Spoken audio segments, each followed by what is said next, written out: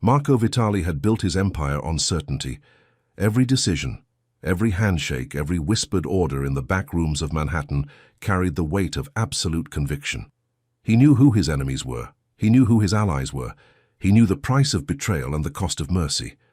But there was one thing Marco Vitali did not know, and that single blind spot would soon tear his world apart. It started with a phone call. Elena stood in the kitchen of their Upper East Side penthouse, her back to him, her voice low and hurried.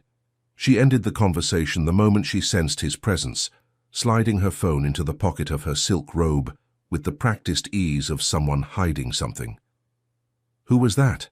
Marco asked, his voice calm but edged with something sharper beneath. "My sister," Elena replied, not quite meeting his eyes.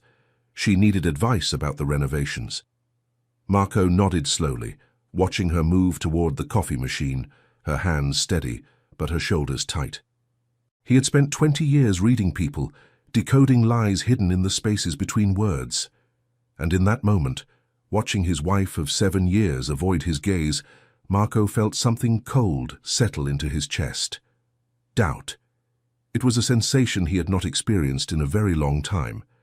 Eleanor had been his anchor, the woman who walked into his world knowing exactly what he was and choosing to stay anyway. She had never flinched at the late-night meetings, the men with hard faces who came and went through, their home, the whispered phone calls that ended in silence. She had given him 2 children, built a home that felt like sanctuary, loved him with a ferocity that matched his own. But lately, something had shifted. The first sign came 3 weeks ago. Eleanor began leaving the penthouse at odd hours, always with a reasonable explanation. A charity meeting, a visit to her mother in Queens, a shopping trip that stretched into the evening. Marco had not questioned her. Trust, after all, was the foundation of everything they had built together. But then the explanations started to unravel. Her mother mentioned that Eleanor had not visited in over a month. The charity board confirmed she had missed the last 2 meetings. And when Marco checked the family credit card statements, he found charges at a hospital in Brooklyn, a hospital Elena had never mentioned. Now, standing in their kitchen, as morning light spilled through floor-to-ceiling windows, Marco watched his wife pour coffee. She would not drink and smile at him with lips that hid secrets. "I have meetings downtown today," he said, testing her. "I will be late."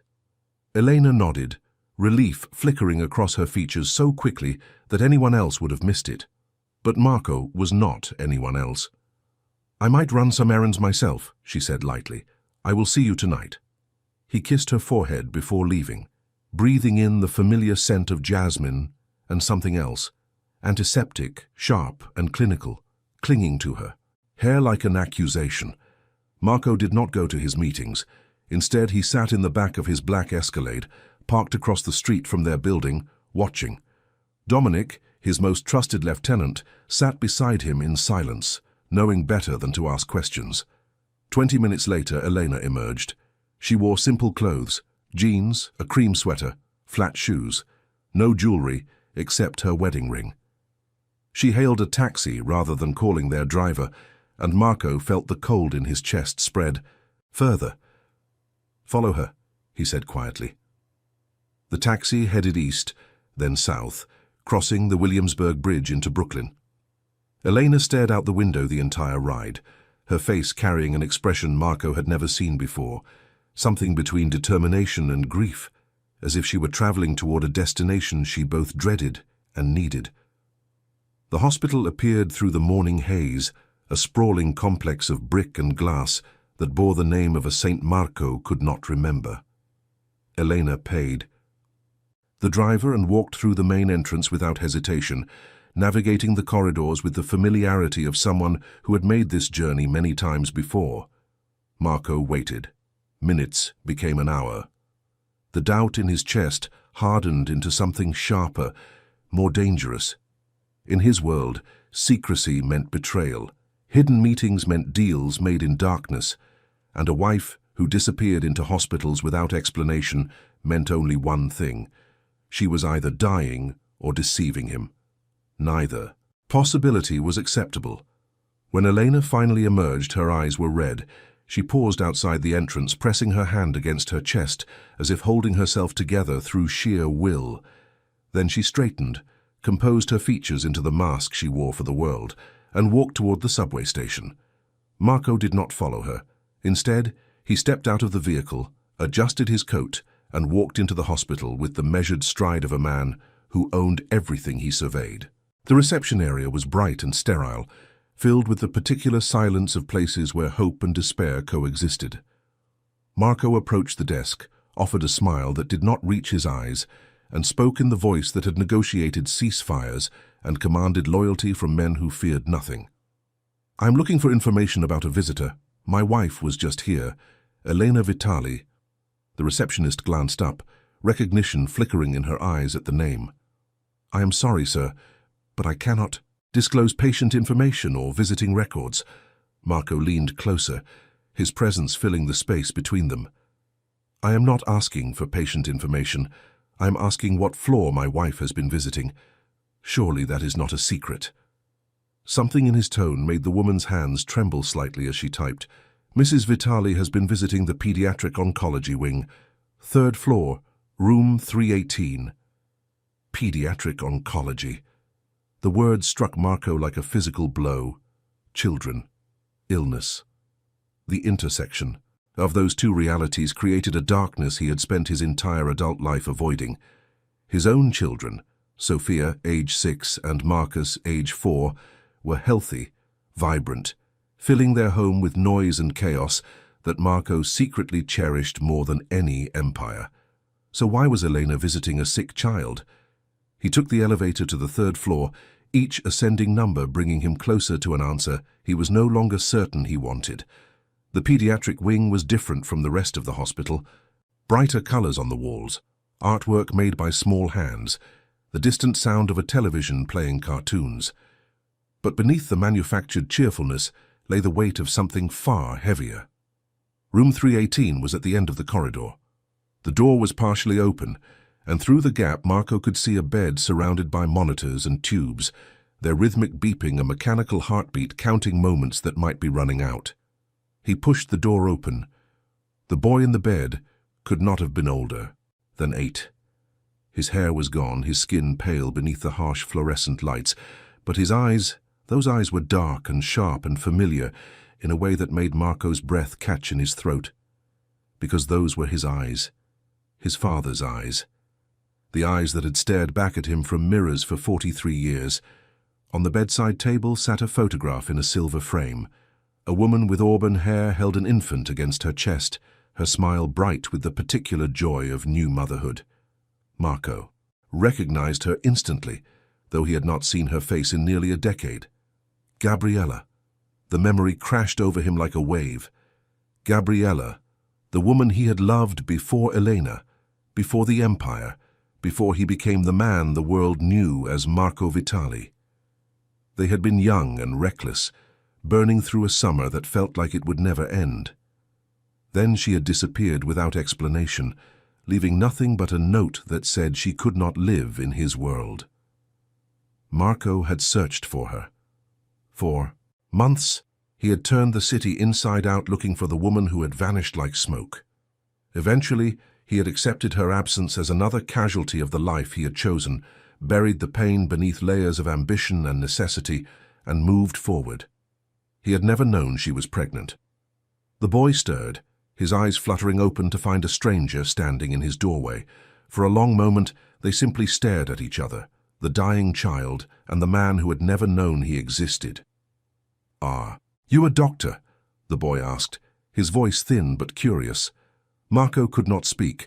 His throat had closed around words he did not have, emotions he had trained himself never to feel. He was a man who controlled entire neighborhoods, who made decisions that shaped the lives of thousands, who had looked into the eyes of enemies and felt nothing but cold calculation. But standing in this hospital room, facing a son he had never met, Marco Vitali felt something he had not experienced since childhood. Fear. "No," he finally managed. "I am not a doctor." The boy studied him with unsettling intensity. "You look like the picture my mom had, the one she never showed anyone." "Your mother." Marco's voice cracked on the word. Gabriella. Where is she? Something shifted in the boy's expression, a shadow passing over features too young to carry such weight. She passed away 6 months ago. The same thing I have.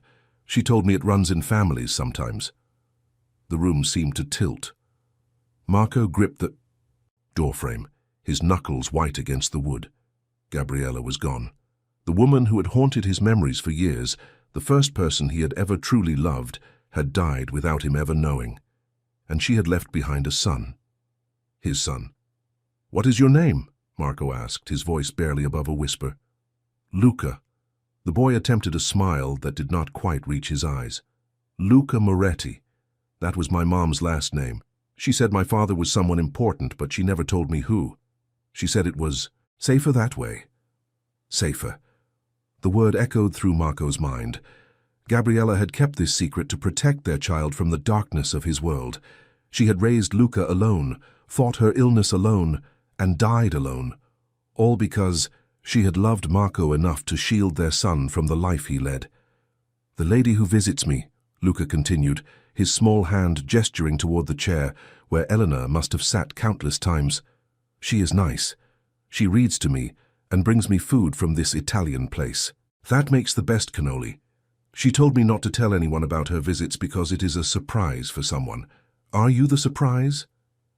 Marco could not answer. His mind was racing through implications, connections, the intricate web of cause and effect that had led to this moment. Eleanor had discovered his son. She had been caring for him in secret, visiting this hospital, while Marco grew suspicious and cold. She had not betrayed him. She had been trying to give him a gift. The son he never knew, the family he thought he had lost.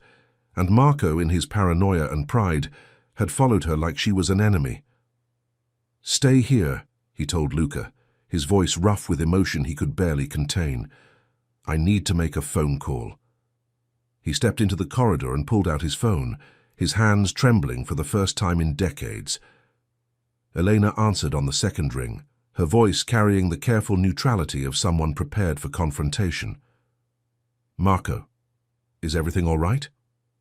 He closed his eyes, leaning against the wall as the weight of revelation pressed down on him. "Elena, I know." Silence stretched across the connection. Then, softly, she asked, "How?" "I followed you." The confession tasted like ash in his mouth. "I thought... It does not matter what I thought. I was wrong." Eleanor exhaled slowly. "I was going to tell you. I was trying to find the right moment. Luca is... He is yours, Marco. I found out by accident, through a charity connection at the hospital. His mother listed you as next of kin in her final documents, but she marked the information confidential. Someone made a mistake and contacted our family lawyer. Why did you not tell me immediately? Because I needed to understand first. I needed to know who he was, what he needed, whether bringing this into your life would help him or hurt everyone. I have been with him for 3 months, Marco. I have watched him face treatments that would break grown men. And I have seen his eyes, your eyes, searching for something he cannot name. Marco pressed his palm against his forehead, overwhelmed by the complexity of what his wife had done. She had not hidden this out of malice or deception. She had hidden it out of love, taking time to prepare the ground before planting seeds that would grow into something neither of them fully understood. "He is very sick," Elena continued, her voice catching. "The doctors are not optimistic, but he is also strong, Marco. Stronger than anyone I have ever met. He reminds me of you. I want to know him." The words came from somewhere deep and primal. "I want to help him. Then come home. We will figure this out together. We will bring him into our family properly, give him everything we can for however long we have." Marco looked back toward room 318, where a boy who shared his eyes was waiting for answers that might never come. The empire he had built, the power he wielded, the fear he commanded, none of it meant anything compared to the fragile life contained within those hospital walls. "Eleanor," he said quietly, his voice carrying the weight of years spent building walls instead of bridges. Thank you for finding him, for caring for him when I did not even know he existed. I do not deserve you. No, she agreed, a hint of warmth breaking through her composure. But you have me anyway. Now come home, Marco. We have a family to rebuild. Check if you are already subscribed to this channel.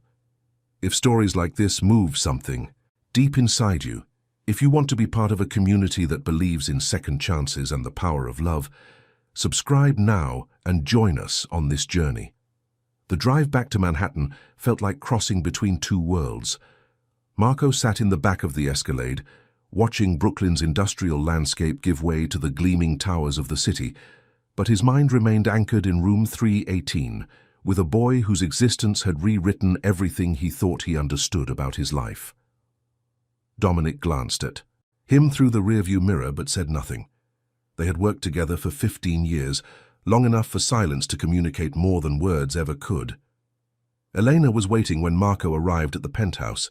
She stood by the windows overlooking Central Park, her silhouette framed by autumn light that turned her dark hair copper at the edges. She did not turn when he entered, but her shoulders shifted slightly, acknowledging his presence. "The children are with my mother," she said, softly. "I thought we should talk alone first." Marco crossed the room and stood beside her, their reflections ghost-like in the glass. Below them, the park stretched green and gold, filled with people living ordinary lives that seemed impossibly distant from this moment. "Tell me everything," he said. Elena nodded, her gaze fixed on the horizon. 3 months ago, our family lawyer received a document from Gabriella Moretti's estate. It was a letter, written before she died, asking that you be notified of Luca's existence only if her illness proved terminal. She wanted to protect him as long as she could, but she also wanted him to know his father eventually. Why contact our lawyer? Gabriella never forgot you, Marco. She kept track of your life from a distance, knew when you married, when our children were born. The lawyer she used was a former associate of ours, someone she trusted to handle things discreetly. Marco absorbed this information, each revelation adding new layers, to a past he thought he understood. Gabriella had watched him from afar, had known about Elena and Sophia and Marcus, had chosen silence over disruption. When I received the documents, Elena continued, I did not know what to do.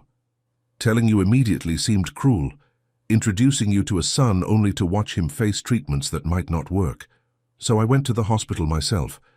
I wanted to see him, to understand who he was before making any decisions. And what did you find? Eleanor finally turned to face him, her eyes bright with emotion she rarely allowed herself to show. I found a remarkable child, Marco. Intelligent, brave, kind, despite everything he has endured. He talks about his mother constantly, keeps her photograph beside his bed, tells stories about the life they had together, and he asks questions about the father he never knew, questions I could not answer truthfully. Does he know? About me? About who I am? No. I told him I was a family friend of his mother's, someone who wanted to help. He accepted that because he had no reason not to, but he is perceptive, Marco. He knows there is more to the story. Marco walked to the leather couch and sat heavily, the weight of the day pressing down on him. His empire had been built on control, on anticipating every variable and eliminating uncertainty. But this, a dying child, a secret past, a wife who had navigated impossible waters without his knowledge, this was beyond anything he could have prepared for. What are his chances? He asked, dreading the answer. Elena sat beside him, taking his hand in hers. The leukemia is aggressive. He has been through 2 rounds of intensive treatment already. The doctors say there is one more option, an experimental therapy that has shown promise in similar cases. But it is expensive and the hospital was struggling to find funding. That is why you were visiting. You have been paying for his treatment. Yes, I used discretionary funds from my charitable accounts. I wanted to give him every chance before telling you, before complicating his care with the questions that would inevitably follow. Marco looked at his wife with new eyes. For 7 years, he had known her as partner, mother, the steady presence that anchored his chaotic world. But he had never seen this side of her, the woman who would carry an impossible burden alone simply to protect the people she loved. "I owe you an apology," he said quietly. I thought the worst. I let doubt poison everything." Eleanor squeezed his hand. "You were right to be suspicious. I was keeping secrets, disappearing without real explanations. In your world, that usually means betrayal. But Marco, this is not your world. This is something different, something that exists outside the rules we have always lived by. What do we do now?" "We tell the children. We bring Luca home when he is stable enough to leave the hospital. We become a family. All of us, together." Marco considered. The implications.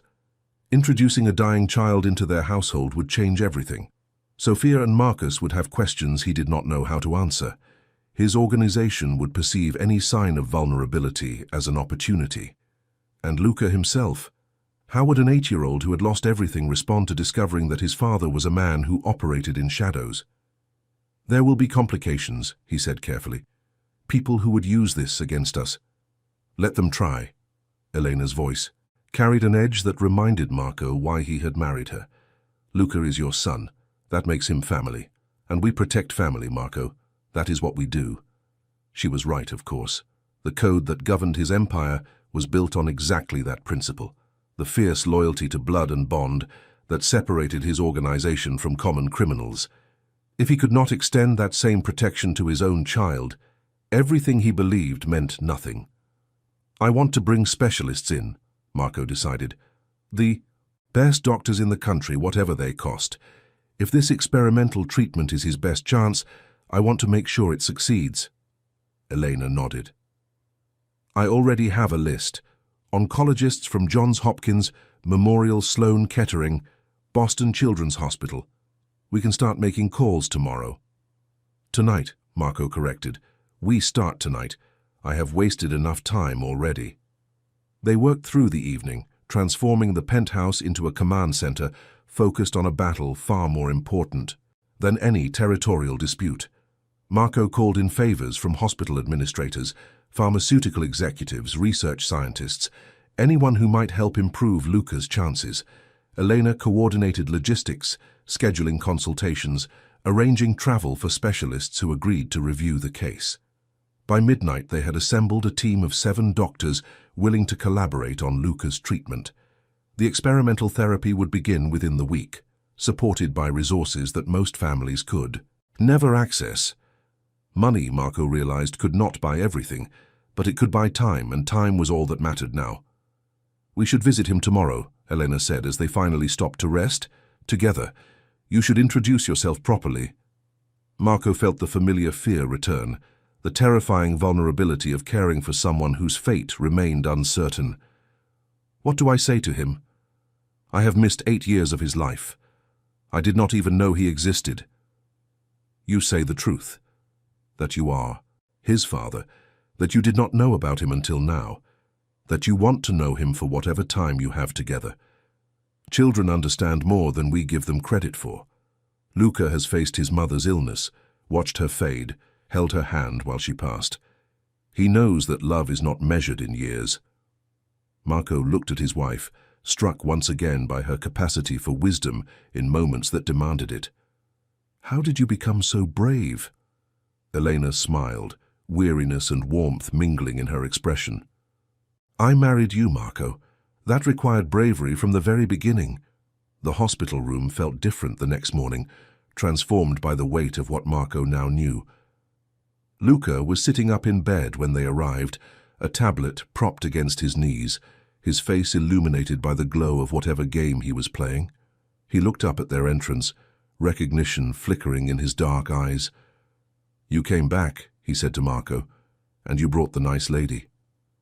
"My name is Elena," she said gently, settling into her usual chair beside the bed. "And this is Marco. There is something we need to tell you, Luca. Something important about who he is." Luca set the tablet aside, his expression sharpening with the particular intelligence that illness sometimes gifted to children who had faced too much too young. "I already know," he said quietly. "You are my father." Marco's breath caught. How? I am not stupid. You have my eyes, the same ones my mom had in that picture she never showed anyone. And Elena kept asking me questions about my mother, about what she told me about my father. I figured it out weeks ago.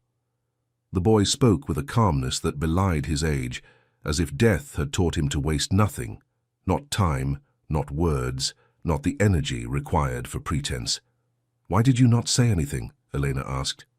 Because I wanted to see what you would do. My mom always said that people show who they really are through actions, not words. Elena kept coming back, bringing books and food, and just sitting with me. That told me more than any explanation ever could. Marco moved closer, his steps hesitant in a way they never were in boardrooms or back alleys. I want you to know that I did not abandon you. I did not know, Luca. Your mother never told me. I know. She wrote me a letter before she died. She explained everything, why she left, why she kept me secret, why she thought it was safer for me to grow up without knowing you. She said you lived in a dangerous world and she wanted to protect me from it. She was right. Marco sat on the edge of the bed, close enough to see the way exhaustion had carved hollows beneath his son's eyes. My world is dangerous, but it is also my world, which means I have the power to protect you within it. And I will, Luca, whatever it takes.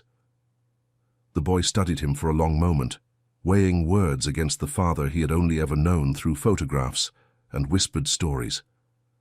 Then, slowly, he extended his small hand toward Marco. Okay, Luca said simply, I believe you. Marco took his son's hand, feeling the fragile bones beneath paper-thin skin, the warmth that persisted despite everything working to extinguish it. In that moment, holding the hand of a child he had not known existed, Marco Vitali made a promise that superseded every oath he had ever sworn. This boy would live. Whatever the cost, whatever the sacrifice, whatever battles needed to be fought, Luca would survive. The experimental treatment began. 3 days later, the hospital transformed Luca's room into a sterile cocoon, lined with machines that hummed and beeped and measured every fluctuation in his fragile body. Marco and Elena took turns maintaining vigil, their lives reshaping themselves around the rhythm of IV drips and medication schedules. Sophia and Marcus came to visit on the 4th day, their small faces pressed against the glass observation window as Elena explained what was happening inside. That is your brother, she told them gently. His name is Luca and he is very sick. We are going to help take care of him. Why does he not have hair? Sophia asked, her 6-year-old logic cutting through adult euphemisms. The medicine that is helping him get better also makes his hair fall out, but it will grow back when he is healthy again. Marcus, only 4, pressed his palm against the glass. Can I give him my dinosaur? T-Rex makes me feel better when I am sick. Elena's eyes glistened as she knelt beside her son. That is the kindest thing I have ever heard. We will ask the doctors if that is okay. The children's acceptance came more easily than Marco had anticipated. They did not question Luca's sudden appearance in their lives, did not demand explanations for the complexity of adult decisions. They simply accepted him as brother, as family, as someone who belonged. Within 2 weeks, Luca's condition stabilized enough for short visits. Sophia would sit beside his bed and read stories from her favorite books, her voice patient and careful over unfamiliar words. Marcus contributed his dinosaur collection, arranging plastic creatures across Luca's blanket in elaborate battle formations that made the sick boy smile. And Marco learned to be a father in ways he had never been before. His relationship with Sophia and Marcus had always been shaped by his work, by late nights and early mornings, and the constant demands of an empire that never slept. He loved them fiercely, would destroy anyone who threatened them, but the daily intimacy of fatherhood had often fallen to Elena, while he managed crises that seemed to never end. With Luca, everything was different. There were no pressing meetings that could not wait, no emergencies more urgent than the battle being fought in room 318. For the first time in his adult life, Marco Vitali was fully present, sitting beside his son for hours at a time, learning the contours of a childhood he had missed. Luca told him stories about Gabriella, about the small apartment they had shared in a quiet corner of Brooklyn, about her job as a translator and the languages she had taught him to love. He described birthdays with homemade cakes, summer days spent in Prospect Park, the sound of his mother's laughter filling spaces that now stood empty.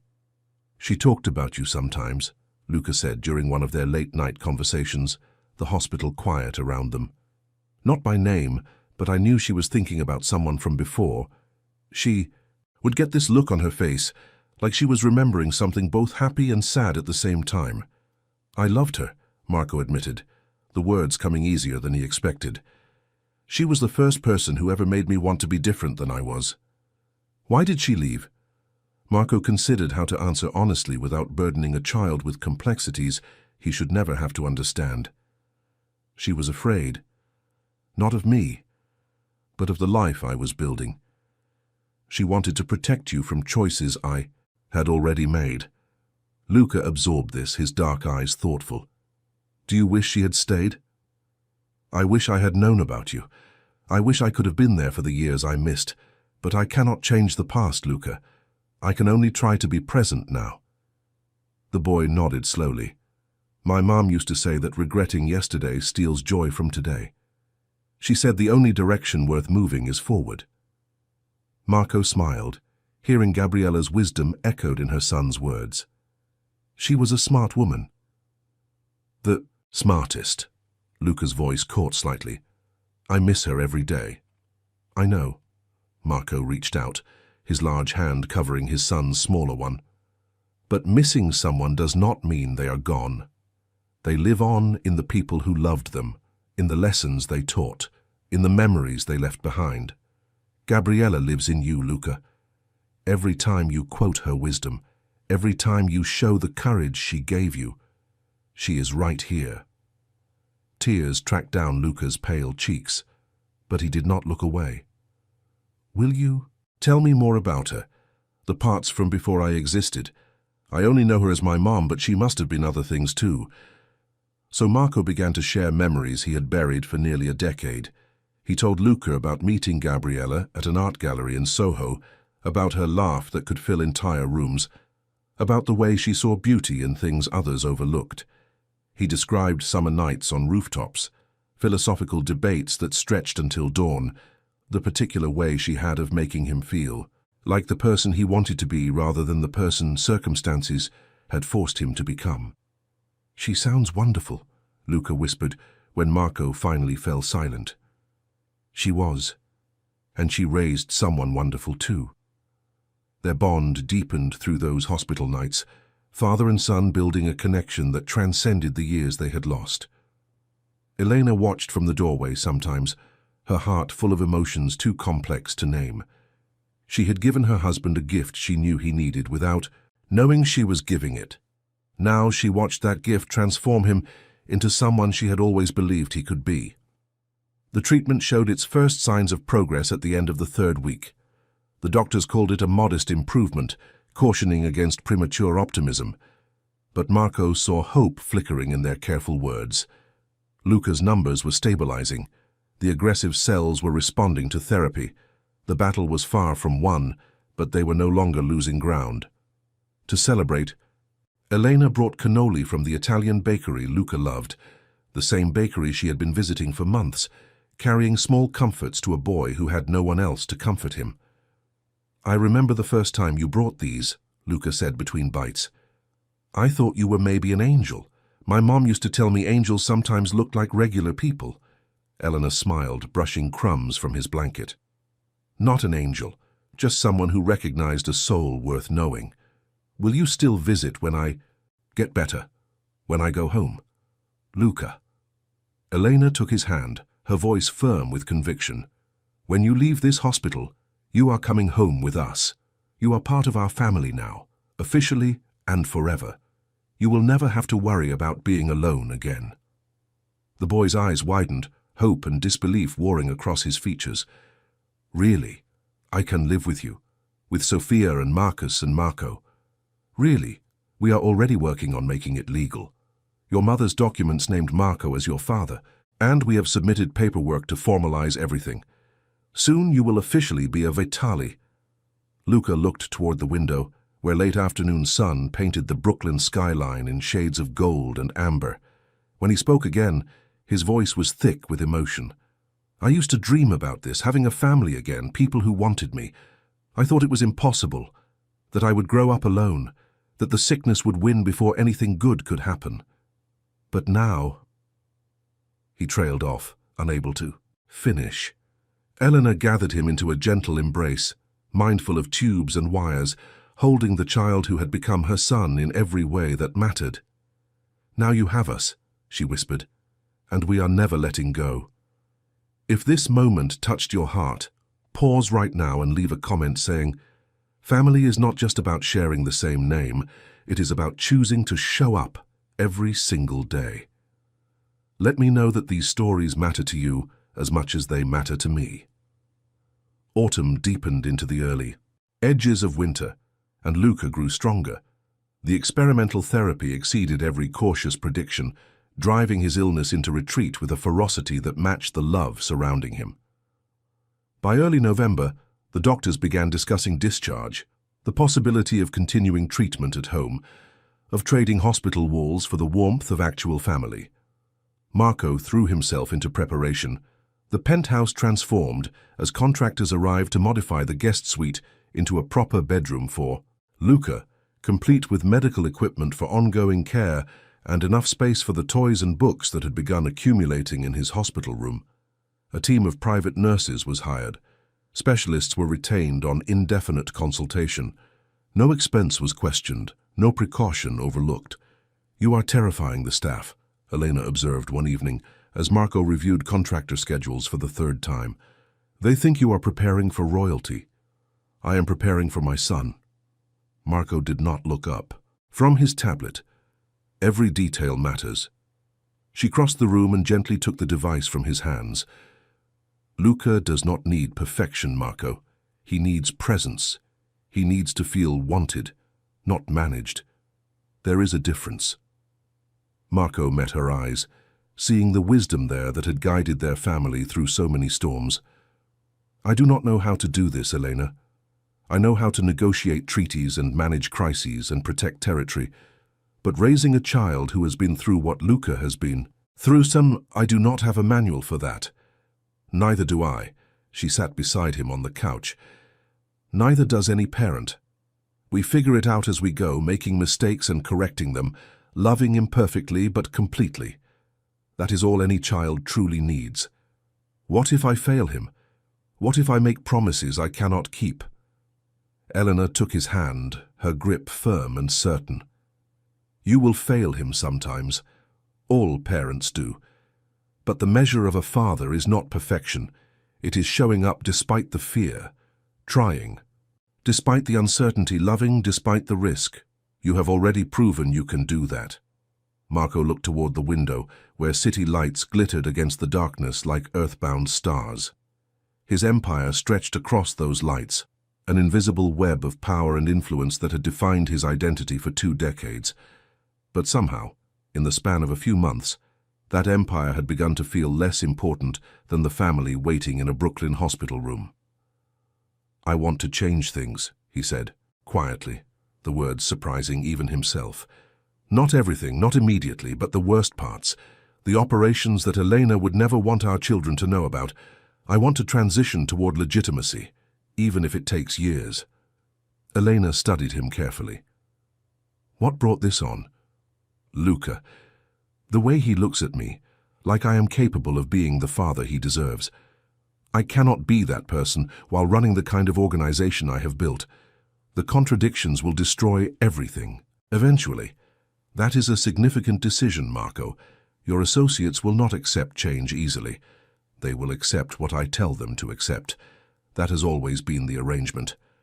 His voice carried the steel that had built his empire, now redirected toward a purpose that finally felt worthy of the cost. "I started this life because I thought power was the only protection that mattered, but power without purpose is just violence in a better suit. I want something different for our children, all 3 of them." Elena leaned against his shoulder, her warmth grounding him in the reality of the moment. Then we will work toward that together. Slowly, carefully, without risking the safety we have built. But Marco, the man you want to become is not so different from the man you already are. You just need to let more people see him. The conversation marked a turning point that extended far beyond the penthouse walls. Over the following weeks, Marco began the delicate process of restructuring his organization, delegating certain operations to lieutenants he trusted, while gradually withdrawing from activities that could no longer be justified. It was a dangerous transition, requiring careful management of relationships built on decades of mutual benefit and obligation. But Marco navigated those waters with the same precision that had established his reputation, transforming potential resistance into reluctant acceptance through a combination of generosity and unspoken threat. Luca came home on a Thursday in mid-November, carried into the penthouse by a father who refused to let anyone else perform that particular honor.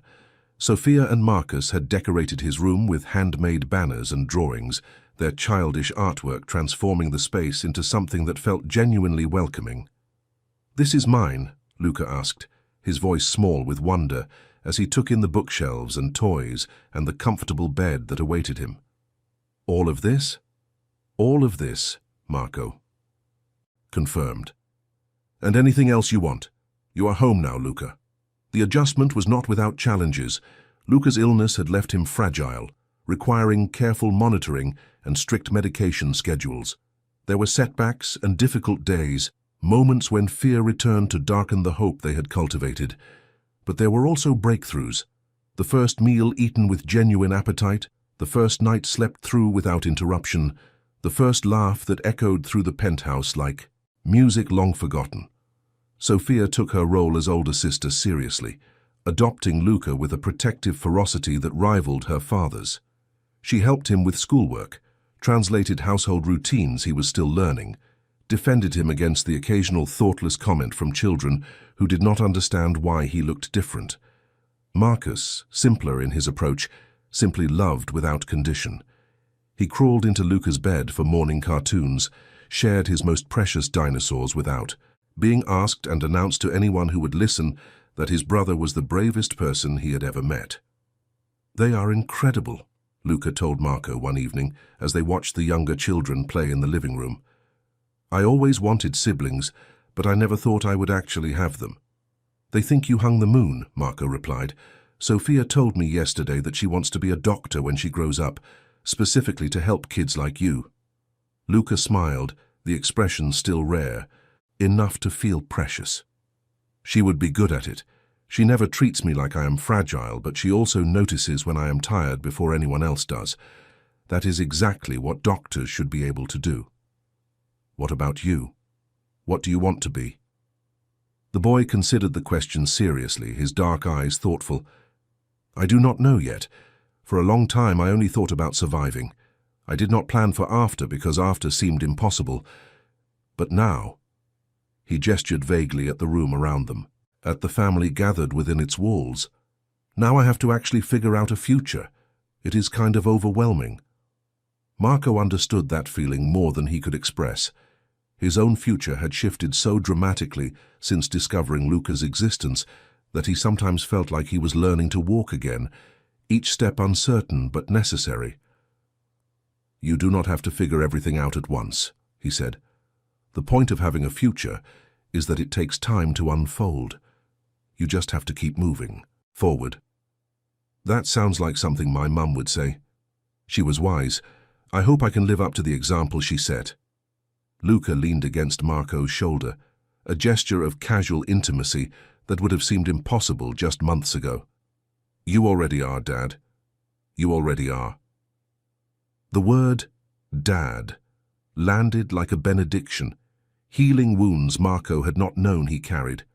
He wrapped an arm around his son, holding him close, savoring a moment that felt like everything he had never known to want. The new year arrived wrapped in snow and possibility. The penthouse glowed with warmth against the January cold, filled with the sounds of a family that had grown and changed in ways none of them could have predicted. Luca's health continued to improve, each medical appointment bringing news that reinforced the hope they had cultivated through months of uncertainty. But even in the midst of healing, shadows remained. Marco's transition toward legitimacy had not gone unnoticed by those who paid attention to such things. Former associates whispered concerns about weakness, about a leader distracted by family matters, about opportunities that might arise if the Vitali organization showed vulnerability. Marco navigated these concerns with calculated responses, but the tension remained, an undercurrent of risk that colored every decision. The challenge crystallized on a gray afternoon in late January, when an old rival named Victor Castellano requested a meeting. The invitation arrived through proper channels, framed as a discussion of mutual business interests, but Marco recognized it for what it truly was: an assessment, a test of whether the rumors about his changing priorities held truth. "You do not have to go," Eleanor said when he showed her the message. "Victor has been looking for leverage for years. This could be a trap. If it is a trap, refusing the meeting only makes me look afraid. That invites more danger, not less. Then let Dominic handle it. You do not need to expose yourself directly." Marco shook his head. "Victor specifically requested me. Sending a proxy would be an insult, and insults start conflicts that I would prefer to avoid. I will take precautions, but I need to handle this personally." Elena's expression carried the particular tension that appeared whenever his work encroached on their family life. "The children need you, Marco. Luca, especially. He has just started to feel safe, and if something happens to you..." "Nothing will happen to me." Marco cupped her face in his hands, meeting her eyes with steady certainty. "I have too much to live for now. Victor knows that, which means he also knows what I will do to protect it. This meeting is about establishing boundaries, reminding everyone involved that changing my priorities does not mean weakening my resolve." The meeting took place in a private room at an upscale restaurant in Midtown, neutral territory chosen for its public visibility and discreet atmosphere. Victor Castellano waited at a corner table, his silver hair immaculately groomed, his expensive suit cut to minimize the bulk of age and indulgence that had accumulated over the years. "Marco." He rose to offer a handshake that carried no genuine warmth. "Thank you for accepting my invitation. I know your time is valuable these days." Marco took the offered seat, his posture relaxed but alert. "Your message suggested mutual interests. I am curious what interests we might share." Victor smiled, the expression calculated to project affability while revealing nothing. "Direct as always, that is what I have always appreciated about you, Marco. No unnecessary games." "Games waste time. Say what you came to say." The older man leaned back, studying Marco with eyes that had seen decades of negotiation and conflict. "There are concerns circulating through certain circles, rumors that Marco Vitali is going soft, prioritizing domestic matters over business obligations, that the great empire you built is being quietly dismantled. And you are here to assess whether those rumors are true. I am here because we have known each other a long time, and I would rather understand your intentions directly than rely on second-hand speculation." Marco considered his response carefully. Victor Castellano was neither friend nor enemy, but rather a neighboring power whose interests occasionally aligned and occasionally conflicted with his own. Honesty would reveal vulnerability. Deflection would fuel suspicion. The path forward required something more nuanced. "I have made changes," Marco acknowledged. "My family has grown in unexpected ways, and that growth has clarified certain priorities. But changed priorities should not be confused with diminished capability. I remain fully committed to protecting what belongs to me, my territory, my organization, my people." "And the operations you have delegated? The responsibilities you have transferred to others?" "Efficiencies. A leader who micromanages every detail is not a leader. He is a bottleneck. I have chosen to trust capable people with tasks they can handle while focusing my attention on matters that require my direct involvement." Victor nodded slowly, absorbing this explanation. "That is a reasonable position, but it does raise questions about your long-term vision. Some wonder if Marco Vitali is preparing for retirement, clearing the way for succession that others might want to influence. The implication was clear. Enough. Rival organizations considering whether the Vitali Empire was entering a period of transition that could be exploited. Marco met Victor's gaze without flinching. Let me be clear. I have no intention of retiring, and any attempt to influence succession within my organization would be treated as a direct act of aggression. The changes I am implementing serve my family's future, but that future includes my continued leadership for many years to come. And if circumstances were to change? If, say, personal matters were to distract you at a critical moment? Marco's expression hardened. If anyone interprets my devotion to my family as a weakness to be exploited, they will discover how catastrophically wrong that interpretation is. I would suggest spreading that message through whatever circles expressed concern. It might save everyone considerable trouble. The warning landed as intended. Victor's calculated smile flickered briefly before reasserting itself. A fair point. I will. Pass along your perspective. Do that, and Victor, this is the last meeting we will have on this subject. My personal affairs are not topics for discussion with business associates, regardless of how long our acquaintance.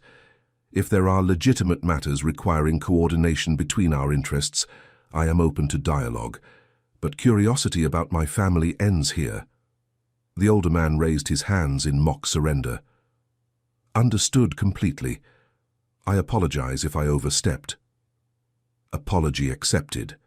Now, unless you have actual business to discuss, I have somewhere else to be. Victor stood. The meeting concluded faster than either had anticipated. Give my regards to your wife. I have heard she is quite formidable in her own right. She is, but you will never need to test that observation personally. Marco left the restaurant and returned to his vehicle, where Dominic waited with the engine running. The tension that had coiled through him during the meeting began to slowly release as Manhattan. Streets scrolled past outside the tinted windows. How did it go? Dominic asked. As expected. Victor was fishing for weakness, testing whether the rumors carried truth. I gave him enough to satisfy curiosity without revealing anything useful. And now? Now we continue as planned. The transition moves forward, but we increase vigilance. If Victor was bold enough to schedule a meeting, others may be considering more direct approaches. Dominic nodded, his expression grim with professional understanding. I will adjust security protocols. The family should probably limit public appearances for a while. Agreed. Talk to Elena about logistics, and make sure Luca's medical team understands the situation without being told specifics. I do not want him worrying about anything beyond getting healthy. Of course. Marco stared out the window, watching the city that had been his kingdom for so long. The conversation with Victor had clarified something he had been struggling to articulate. His commitment to change was not theoretical or contingent. It was absolute. The life he wanted for his family required a different kind of power than the kind he had accumulated, and he was willing to defend that transformation against anyone who threatened it, including parts of himself that resisted change. Eleanor met him at the penthouse door, her expression questioning as she read the tension he carried despite his efforts to conceal it. How bad? She asked quietly. Not bad, but not entirely comfortable either. Victor was testing boundaries, trying to understand how serious the changes are. I made our position clear. And you think he believed you? I think he believed I would defend our family violently if necessary. Whether he believed the rest? Marco shrugged. That matters less than what we actually do. Actions will demonstrate sincerity better than any words. Eleanor nodded, accepting his assessment with the practical wisdom that made her such an essential partner. The children are in the living room. Luca had a good appointment today. The doctors are talking about reducing his medication schedule if his next results hold. He wanted to wait up to tell you himself. Marco felt the weight on his shoulders lighten. Whatever challenges awaited in boardrooms and back channels, this was what mattered, coming home to children who wanted to share their victories, to a wife who understood him better than he understood himself, to a family that was slowly teaching him what he had built his empire to protect. Then let us not keep him waiting. Spring arrived like a promise finally kept. The city shook off winter grey, parks erupting in green and blossom, sidewalks filling with people who had forgotten what warmth felt like. The Vitali penthouse opened its windows for the first time in months, trading recycled air for breezes that carried the particular magic of New York in renewal. Luca turned 9 in April, his birthday celebrated with a party that brought together the small, carefully curated circle of people who had become important to their family. There were Eleanor's parents, cautiously welcomed into the household despite initial reservations. There were a few colleagues from Marco's legitimate business ventures, men and women who knew nothing of his complicated history. There were the nurses and doctors who had guided Luca's treatment, now invited as friends rather than medical professionals. And there were the children themselves, Sophia organizing games with the intensity of a general commanding troops, Marcus distributing party favors with more enthusiasm than precision, and Luca at the center of it all, glowing with health and happiness that still sometimes felt miraculous. "He looks good," remarked Dr. Santana, Luca's primary oncologist, as she stood beside Elena watching the children play. "Better than good. Some days I forget how close we came to losing him." Elena nodded, her eyes fixed on her son. "All 3 of them," she corrected mentally, the adoption now legally complete. The experimental treatment worked beyond anything we hoped. The treatment helped, certainly, but I have seen patients with better odds who did not make it. What saves children like Luca is not just medicine, it is having something to fight for. That boy has a family that refused to let him give up. Never underestimate how much that matters. Later that evening, after guests had departed and children had been negotiated, into bed, Marco and Eleanor stood together on the terrace watching the city lights spread beneath them like a second sky.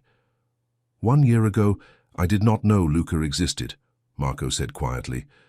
"I was running an empire built on control and violence, convinced that power was the only thing that mattered. Now, Eleanor prompted when he trailed off. "Now I understand that I was building all of that for the wrong reasons. I thought I was protecting our family, but I was really just protecting myself from the fear of losing something I loved. It took almost losing Luca to understand the difference." Elena leaned against his shoulder. "You are not the only one who learned something. When I started visiting that hospital, I thought I was just helping a sick child. I did not realize I was also healing something in myself, some wound I did not even know I carried." "What wound?" She considered the question before answering. "The fear that our life was just surfaces. Beautiful surfaces. Comfortable surfaces, but surfaces nonetheless. Finding Luca, watching you become his father, seeing our children grow into siblings, it proved that depth was possible, that we could be more than what our circumstances suggested." They stood in comfortable silence as the city hummed below them, 2 people who had built a life together and were still discovering what that life could become. "I have something to tell you," Marco said finally.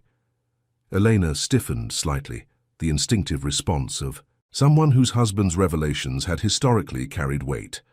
"Good news or bad?" "Good. At least I hope you will think so." He turned to face her fully. "The transition is complete. As of this week, every operation that ever gave you concern has been transferred, sold, or terminated. The organization I lead now is entirely legitimate. Real estate, construction, import-export, the kinds of businesses that can withstand any scrutiny." Elena's eyes widened. "Marco, that was supposed to take years. How did you accelerate it so quickly?" "I stopped being cautious. The meeting with Victor clarified something. Half measures invite challenge, but absolute commitment demands respect. When I announced the full transition, most associates accepted it because they understood I was not asking permission. The few who objected," he shrugged. "They found opportunities elsewhere. The point is that it is done. Our children will never inherit what I inherited. They will inherit something clean." Eleanor reached up to touch his face, her fingers tracing the lines that worry and responsibility had carved over the years. "I never asked you to do this. You did not have to. You showed me what mattered by taking care of a boy you did not know, by bringing him into our family without calculating the cost. That was worth more than asking. I love you, Marco. I have loved you since the night we met, through every complication and compromise. But I think I love the man you are becoming, even more." He pulled her close, breathing in the jasmine scent that had welcomed him home for 7 years. "I am still learning what kind of man that is, but I have excellent teachers." The night softened around them, city sounds fading to distant music, stars invisible behind the glow of civilization, but present nonetheless. Somewhere in the penthouse behind them, 3 children slept in rooms they called their own, dreaming dreams they had earned through courage and hope and the stubborn refusal to surrender.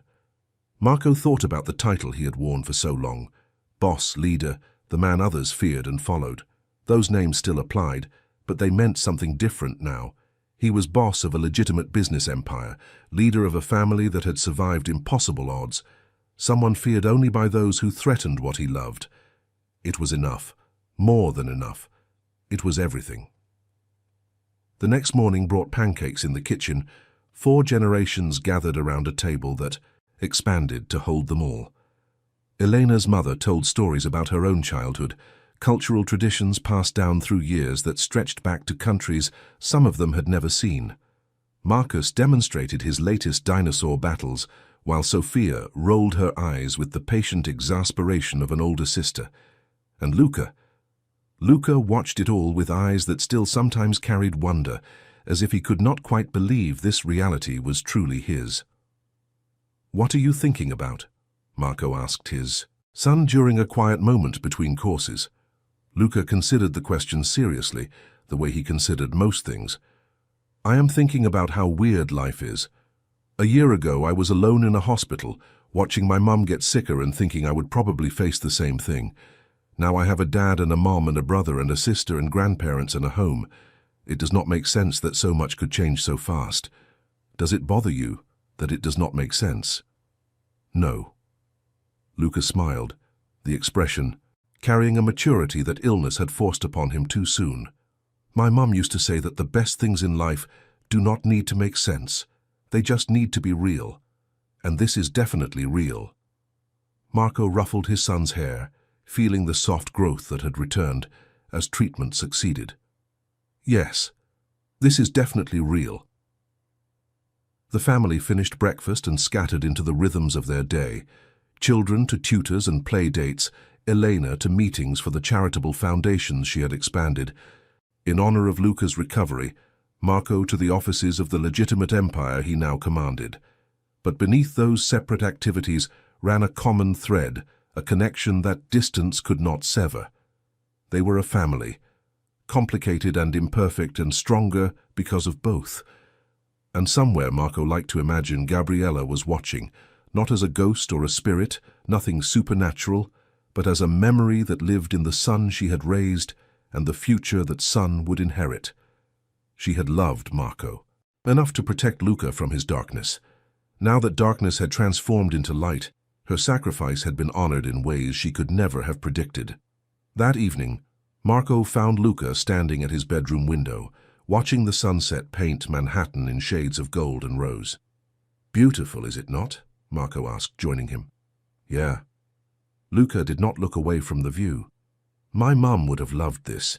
She always said sunsets were proof that every day got a chance at a beautiful ending.